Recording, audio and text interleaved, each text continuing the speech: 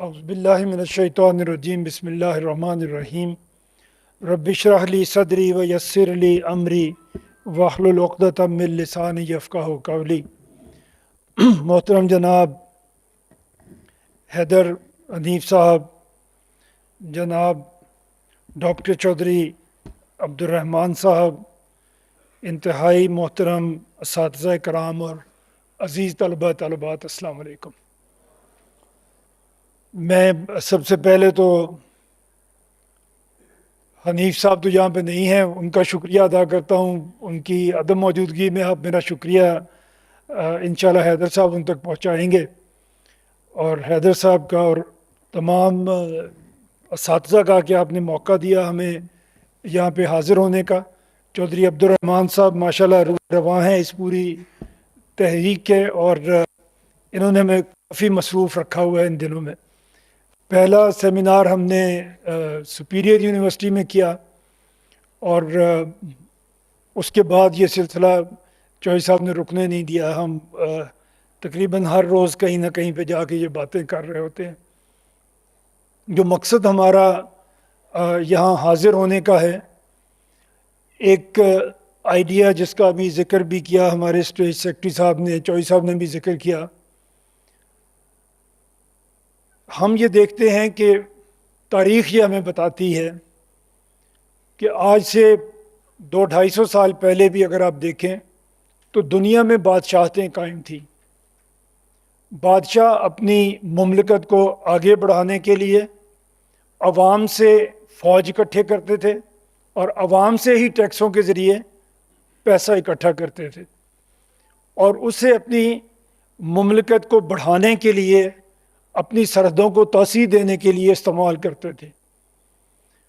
پھر انسانیت نے ایک کروٹ لی، عوام میں یہ شعور پیدا ہوا کہ یہ بادشاہ ہماری جان کو بھی استعمال کرتے ہیں اور ہمارے مال کو بھی استعمال کرتے ہیں،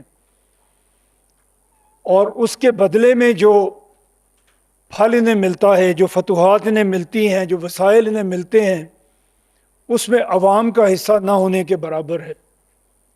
جس دن یہ احساس عوام کو ہوا، اس دن سے جمہوریت کی بنیاد رکھی گئی۔ عوام میں یہ احساس پیدا ہوا کہ یہ محنت بھی ہماری ہے اور یہ پیسہ بھی ہمارا ہے، اس پر سب سے پہلا حق بھی ہمارا ہے۔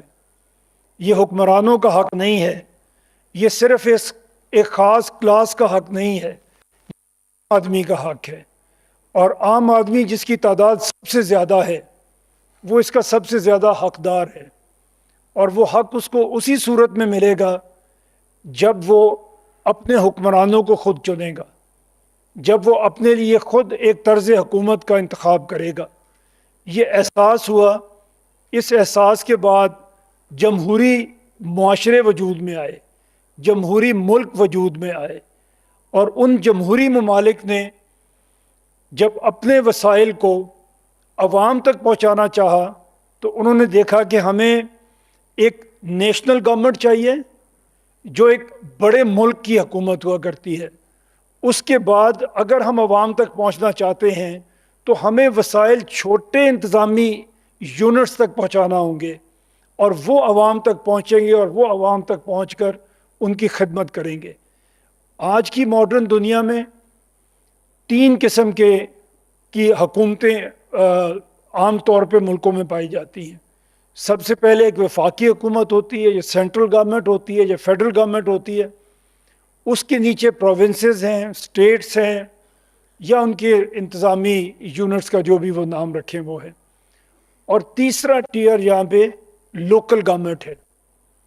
اور اگر آپ دیکھیں فیڈرل گورنمنٹ یا صوبے کی حکومت، تو یہ وہ حکومتیں ہیں جو حکومت کرنے کے لیے ہیں ایکچولی، لیکن لوکل گورنمنٹ وہ حکومت ہے جو آپ کی خدمت کرنے کے لیے ہے، جس کی ذمہ داری آپ کے گھر کی سڑک بنانے سے، گلی بنانے سے، آپ کے گھر کے باہر کی صفائی کرنے سے لے کے آپ کی تعلیم، آپ کی صحت، یہ سارے مسائل دنیا میں لوکل گورنمنٹس حل کرتی ہیں۔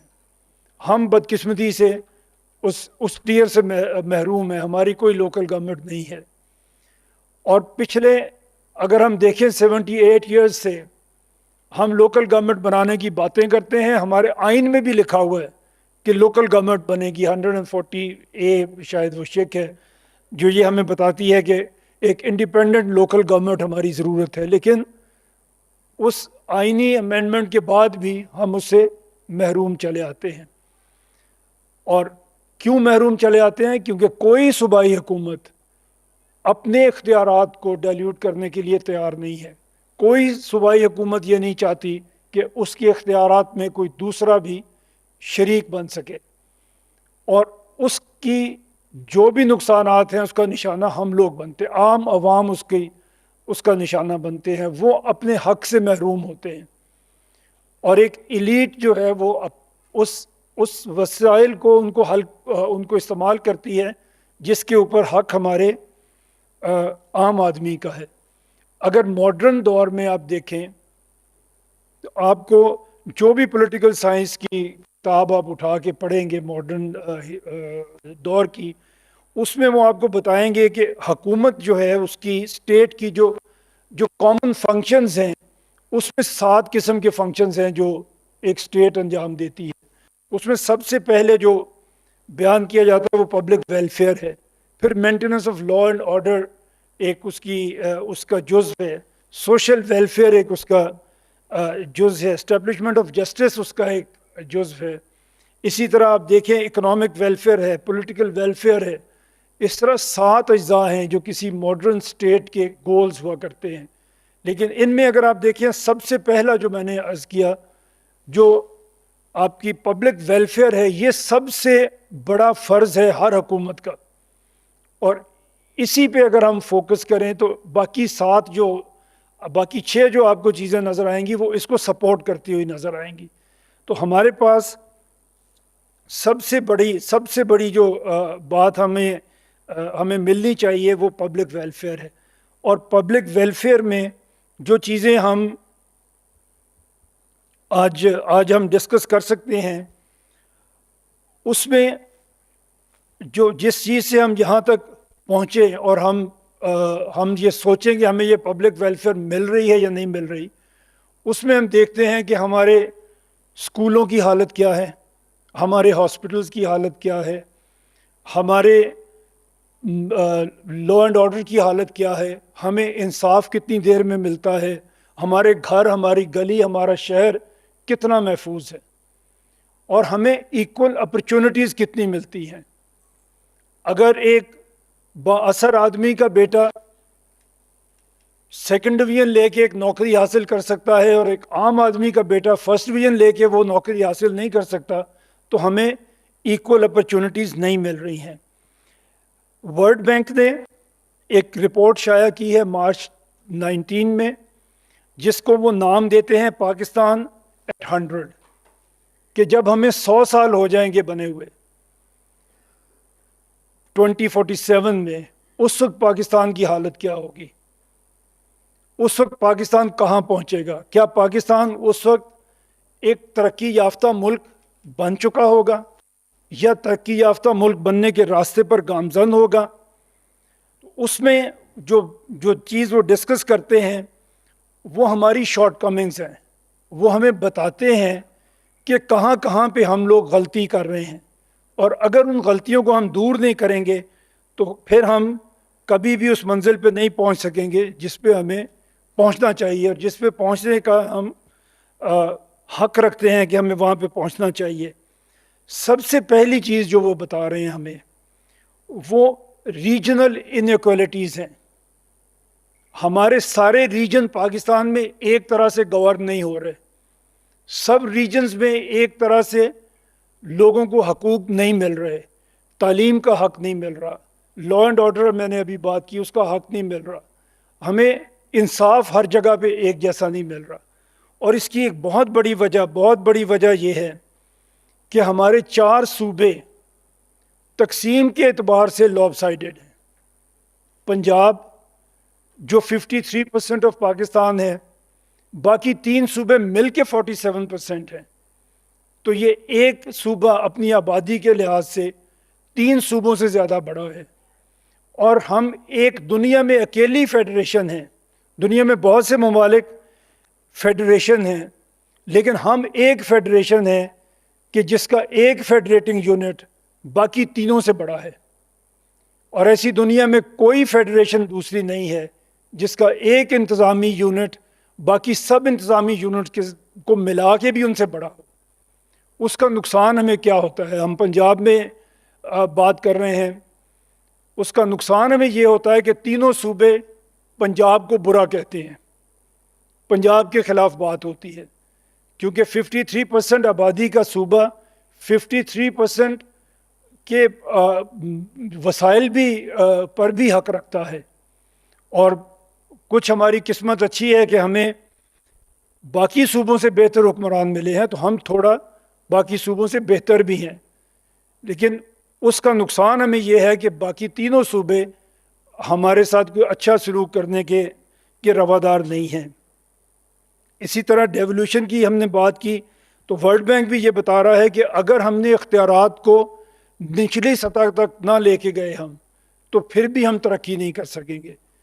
اور یہ ہمیں یاد رکھنا چاہیے کہ ساری رپورٹس یہ کہہ رہی ہیں کہ اگر آبادی ہماری اسی طرح بڑھے گی تو 2047 میں ہماری آبادی 50 کروڑ سے اوپر جا چکی ہوگی۔ جو صوبوں کی ہم جو بات میں نے عرض کی، اگر ہم 1951 میں ہماری پہلی مردم شماری ہوئی، فرسٹ سینسس جو ہمارا تھا وہ 1951 میں ہوا، اس وقت پاکستان کی، پورے مغربی پاکستان جو آج کا پاکستان ہے، اس کی آبادی 33 ملین تھی، 33.7 ملین آپ سمجھ لیں آبادی تھی، اور آج پاکستان کی آبادی آپ کے سامنے ہے، تقریباً 25 کروڑ ہم ہو چکے ہیں۔ 3 کروڑ سے 3.5 کروڑ سے 25 کروڑ تک ہماری آبادی پہنچ چکی ہے۔ پنجاب جو اس وقت، یہ 4 صوبے تھے جنہوں نے مل کے فیڈریشن بنائی، ان میں پنجاب اس وقت بھی بڑا تھا، بس صرف 2 کروڑ کی آبادی کے ساتھ یہ صوبہ باقی صوبوں سے بڑا تھا۔ سندھ کے اندر صرف 6 ملین لوگ تھے، صرف 60 لاکھ لوگ، آپ کے فیصل آباد سے بھی کم آبادی اس وقت سندھ کی تھی۔ اسی طرح خیبر پختونخوا میں 5.8 ملین اس کی آبادی تھی، بلوچستان میں 1.1 ملین صرف آبادی تھی۔ آج آپ کے فیصل آباد کے کسی ایک محلے کی آبادی 10 لاکھ ہوگی، تو فیصل آباد 11 لاکھ، بلوچستان صرف 11 لاکھ آبادی کا صوبہ تھا۔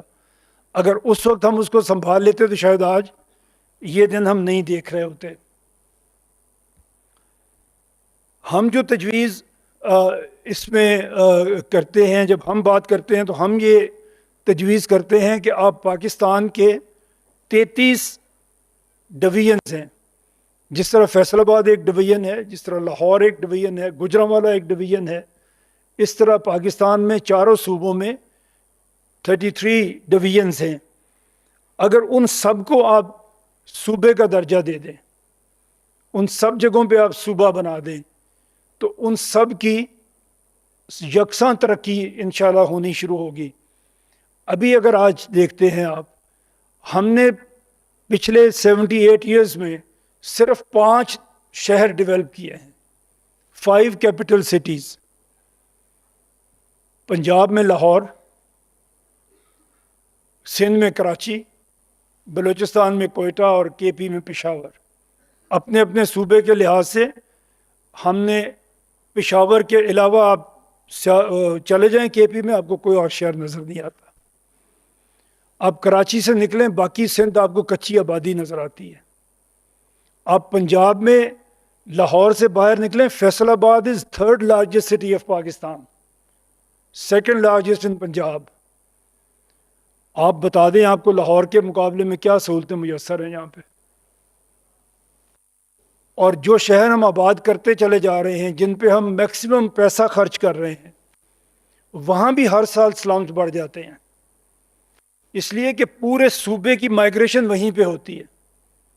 کسی نے نوکری کرنی ہے تو لاہور جائے گا، کاروبار کرنا ہے تو لاہور جائے گا، علاج کرنا ہے تو لاہور جائے گا، اچھے اسکول میں پڑھنا ہے تو لاہور جائے گا۔ کوئی ایسی سہولت جو لاہور کے برابر ہو وہ فیصل آباد کو ہم نہیں دے سکے 78 ایئرز میں، which is 3rd largest city of Pakistan۔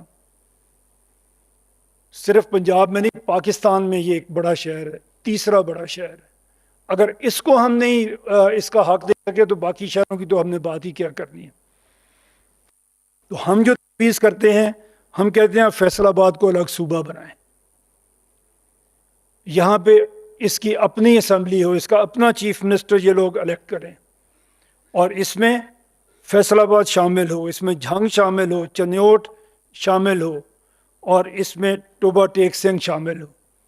ان 4 ضلعوں کو ملا کے آپ ایک صوبہ بنائیں، لوگ اپنی صوبائی حکومت کو چنیں، وہ صوبائی حکومت ڈلیور کرے اپنے لوگوں کے لیے۔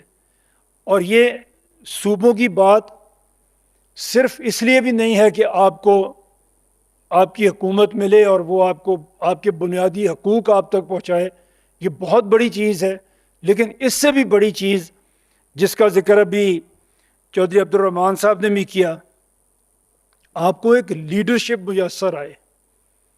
33 صوبے پاکستان میں بنے تو 33 چیف منسٹر آپ کو ملیں گے، اور کسی پولیٹیکل پارٹی کے پاس نہ کسی کے 30 بیٹے ہیں، نہ کسی کے 30 بھائی ہیں، نہ کسی کی 30 بہنیں اور بیٹیاں ہیں۔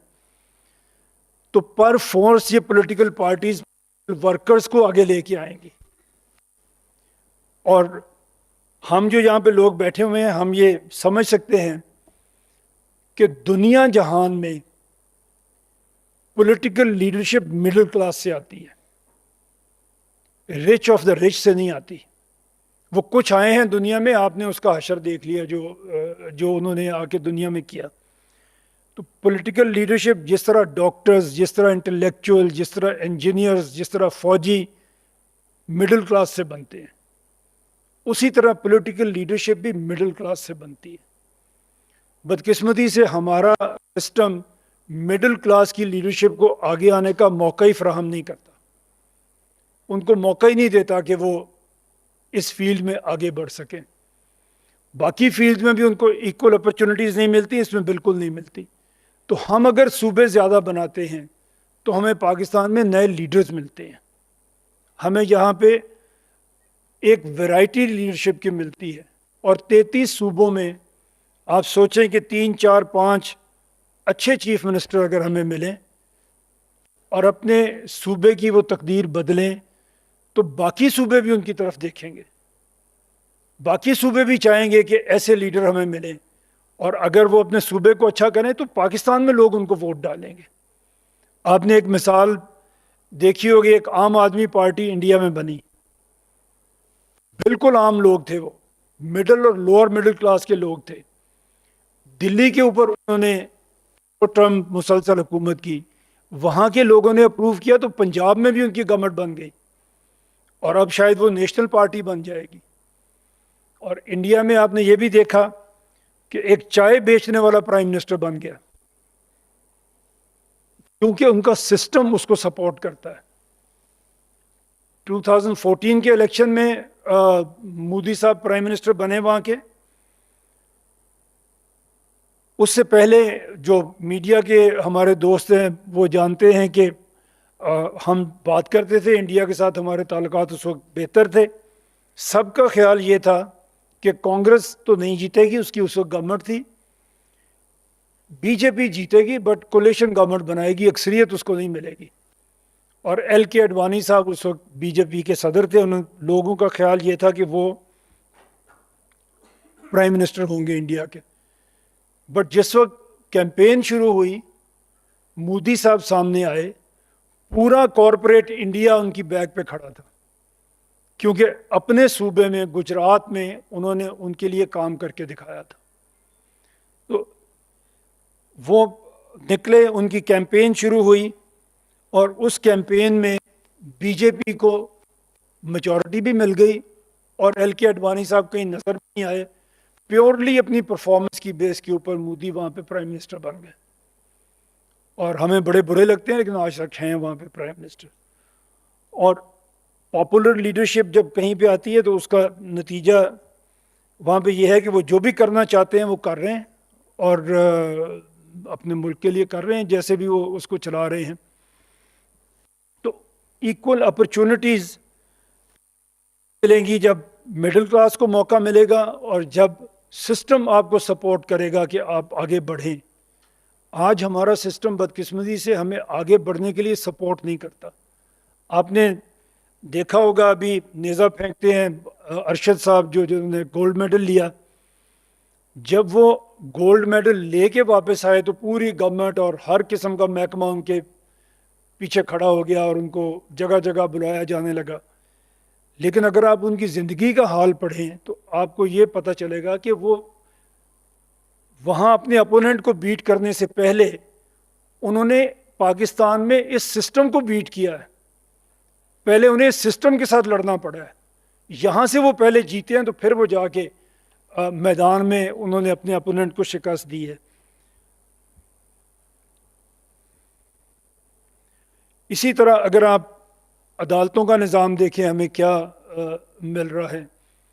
آپ کی عدالتوں میں, ہماری عدالتوں میں دیوانی مقدمات, سول لٹیگیشن, اس کا تو کبھی فیصلہ ہی نہیں ہوتا. اگر خدا نہ خواستہ کوئی کسی سول لٹیگیشن میں انوالو ہو جائے تو اس کی پوری عمر گزر سکتی ہے, اس کی اگلی نسل کی عمر بھی گزر سکتی ہے. شاید کوئی ہو یہاں پہ ہم میں جس کی ساری عمر اس لٹیگیشن میں گزر گئی ہو اور اس کو ابھی تک انصاف نہیں مل سکا ہو. کرمنل لٹیگیشن میں سب سے بڑا کرائم تو ایک مرڈر ہے. اب کسی کو خدا نہ خواستہ کہیں پہ کوئی قتل ہو جائے, جو ہم نے فیکٹس اکٹھے کیے ہیں اس میں 16 سے 18 سال لگتے ہیں ایک مرڈر کے کرائم کی سزا ملنے میں, 16 سے 18 سال. اور آپ نے شاید, آپ کو یاد ہو, آپ نے یہ پڑھا ہوگا, 2 دفعہ ایسا ہوا کہ سپریم کورٹ نے قتل کے مقدمے میں ایک شخص کو بری کر دیا اور پتہ چلا کہ اس کو تو پھانسی ہوئے 2 سال گزر چکے ہیں. 2 دفعہ یہ واقعہ ہماری سپریم کورٹ میں ہوا. اور آپ نے کبھی نہیں پڑھا ہوگا کہ کسی ہماری اسمبلی نے, کسی ہماری عدالت نے یہ حکم دیا ہو کہ اس قانون کو آپ ریویو کر دیں. اگر ایک بے گناہ شخص جس کو سپریم کورٹ بری کر رہی ہے وہ پھانسی پا چکا ہے تو اس کا ذمہ دار کون ہے؟ اگر یہ کسی مہذب معاشرے میں ہوا ہوتا تو شاید وہاں جل تھل ہو چکا ہوتا. لیکن اس کا قصوروار ہمارے جج نہیں ہیں. اگین اس کا قصوروار ہمارا سسٹم ہے. سپریم کورٹ میں اگر آپ دیکھیں, پاکستان سپریم کورٹ میں ایک جج کے پاس 4000 کے قریب کیس, وہ کیا ہی اس کو دیکھے گا اور کیسے اس کو فیصلہ کرے گا. ڈیلی جب وہ اپنی سیٹ پہ بیٹھتا ہے اس کے سپریم کورٹ میں اس کے سامنے 20 سے 25 کیسز ہوتے ہیں, 4 گھنٹے کا ٹائم ہوتا ہے. اس میں کیا کمال کوئی جج کر سکتا ہے؟ اسی طرح اگر ہائی کورٹس میں آپ دیکھ لیں, لاہور ہائی کورٹ میں, جہاں سے اگر کوئی کیس ہائی کورٹ میں ہوگا, فیصل آباد سے آپ کو لاہور روز جانا پڑے گا. 3000 کے قریب ایک جج کے پاس کیسز ہیں. جب وہ اپنی عدالت میں روز بیٹھتا ہے اس کے سامنے بھی 40-50 کیسز لگتے ہیں. اور وہ کیا فیصلہ کرے گا, کتنا ٹائم ایک کیس کو دے گا, یہ کوئی زیادہ ہمیں بتانے کی بات نہیں ہے. اور یہی حالت آپ کی باقی تینوں ہائی کورٹس کی ہے, چاروں, اس میں اسلام آباد بھی شامل. یہ ہماری لیگل کیسز کا, جو آپ کی سب آرڈینیٹ جوڈیشری ہے, جو آپ کی بھی یہاں پہ سیشن کورٹس ہوں گی لاہور اور باقی سب جگہ پہ بھی ہیں, وہاں بھی اگر آپ جا کے دیکھ لیں جو پینڈنگ کیسز اس وقت پڑے ہوئے ہیں ان کے پاس, وہ بھی لاکھوں میں ان کی تعداد ہے. اور وہاں بھی جب جج صاحب بیٹھتے ہیں تو 50-60 کیسز وہ لے کے بیٹھتے ہیں, اور ٹائم ہی نہیں ہوتا ان کے پاس کہ وہ اس کو دیکھ سکیں. تو اگین بات ہم کرنا چاہ رہے ہیں وہ یہی ہے کہ سسٹم ان کو کام کرنے نہیں دے رہا.